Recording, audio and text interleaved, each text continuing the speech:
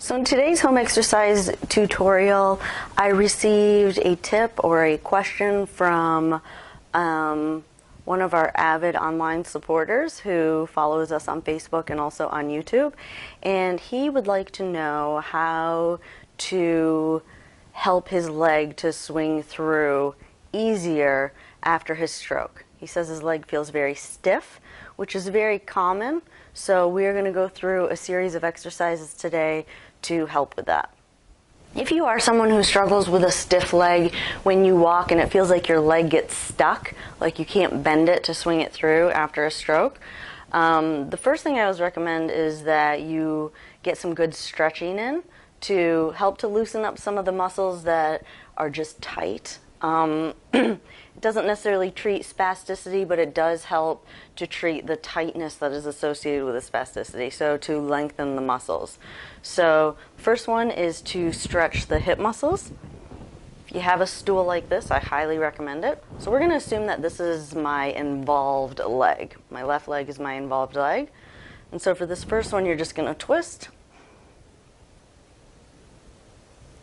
and try and kind of reach for the floor. You should feel that back here and maybe down the side of your upper thigh. And then come back. Hold it for about 10 to 15 seconds. Try not to bounce. And if you notice your foot is rolling out, really work hard to keep it in, or you can get a strap and actually strap your legs together. So right now, remember, we're just trying to stretch that leg out just to lengthen any muscles that are tight. So to continue with the stretching, I'm going to give you a way to stretch out the front of the hip, which is also really important. It's hard to keep the hip extended and bend the knee. Some of that's from the spasticity, but some of it is also just from muscle tightness. So this stretch is going to help to stretch the muscles on the front of the hip.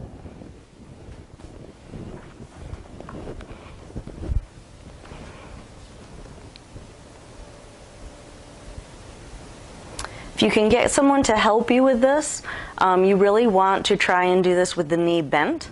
So if you can get someone to kind of help and just kind of pull your leg back a little bit further, that's going to stretch out all these muscles here on the front of the hip. You can also see in that position that my hip is extended and my knee is bent is the same position that you are in at that point when you want to bend your leg to swing your leg through. So now that we've gone over a couple of stretches to help get the muscles lengthened and prepare the leg for some of the more motor control activities, now we're going to start getting into those movement type activities to improve that movement that you're looking for. So one thing, the reason that that leg gets stiff when it's back there is it's very hard to bend the knee with the hip extended. So if you'll notice throughout your recovery, it was very easy to bend the knee when you're flexing the hip. That was probably one of the first movements that you got back that you could actively do on your own. That is what we call a synergy pattern. So it's a movement pattern that is common during the recovery, motor control recovery process after any type of damage to the brain. So now what we want to do is we want to break up that pattern. So that pattern is good to help initiate movement initially, but then the next step is always to break that pattern up, so to be able to isolate movement at each joint. So for this first exercise, I know you've seen it before, I've done bridging 100 times, but to understand the why behind why we do it during this exercise is valuable. So we're going to do a bridge, and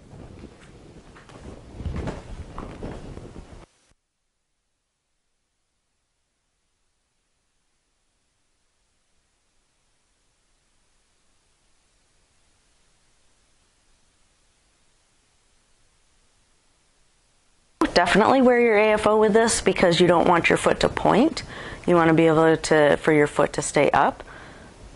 So I'm extending my hips with my knees flexed. So that exercise is isolating hip extension with knee flexion. So you can see where that occurs during walking is you're extending the hip, and what this gentleman explained to me was that his leg gets stiff there and he can't bend the knee to bring the leg through. This is the other synergy pattern. As I mentioned earlier, there's the flexor. There's also an extensor synergy pattern. So he's basically in a synergy pattern, and many of you can probably relate to this. So we need to be able to break up that pattern and be able to isolate joint movement. So right here, you can see with that bridging exercise, the hip is extended, but you want to be able to flex the knee. And that's what that will help to do, and hopefully kind of stiffen that leg up when it's behind you, right, as you try and bring it forward. So this next exercise I've also showed in other videos, but again, the purpose behind it is a little bit different because I'm trying to build a progression to help this gentleman be able to swing his leg through while he's walking. So now we are going to isolate knee flexion with the hip extended. So again, we're going to break up one of those, what we call synergy patterns, and also help with that initial knee bending that you need right as you try and bring that leg through.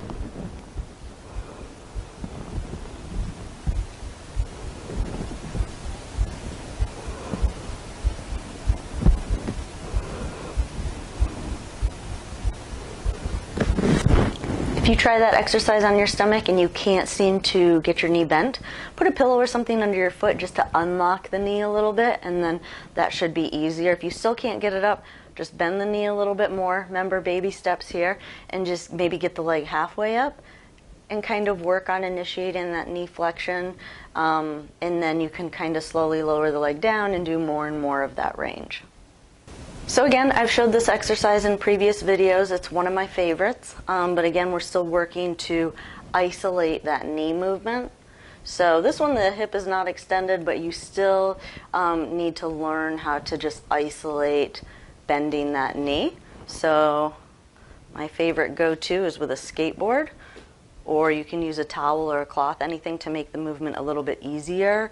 You don't want to not use anything, because then what you're going to do is you are going to lift the leg to bring it back, and then again you're just working in that synergy pattern, and we're trying to break that up.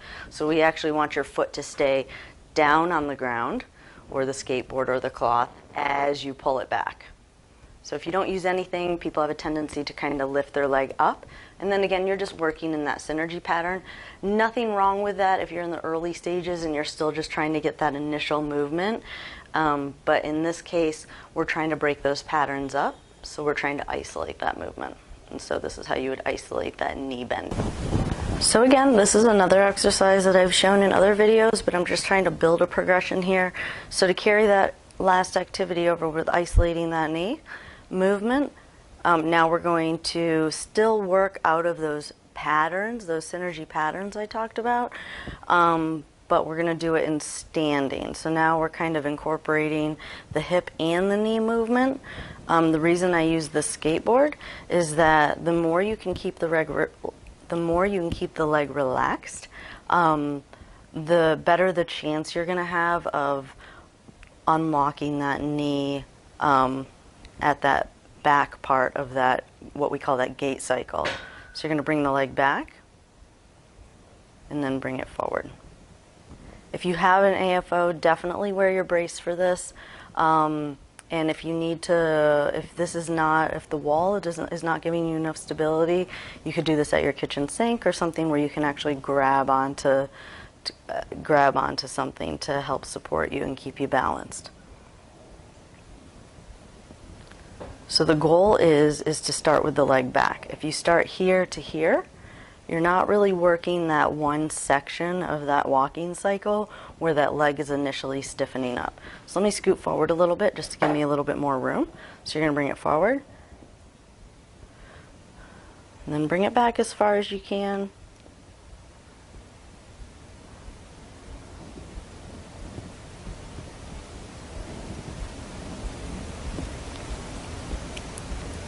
And then again, you're just more or less relaxing the leg. So learning how to relax the leg in standing to break up that spasticity pattern. So you're just learning how to relax. And you can see with that skateboard under my foot, the leg just kind of naturally comes forward. So your brain again is learning to do those two things together. The relax and how that naturally brings the leg forward. The harder people try and bring their leg forward, the stiffer it gets. So the trick is learning how to relax.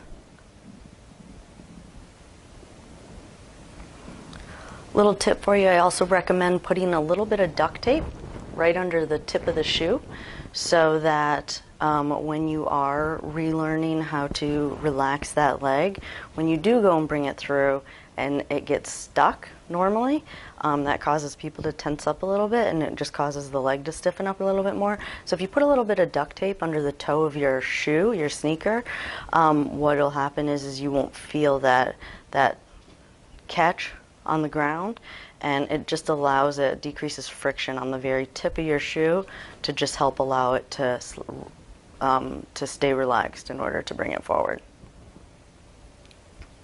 So I hope you found those exercises helpful. If you did, please subscribe so you get notifications every time I post new home exercises.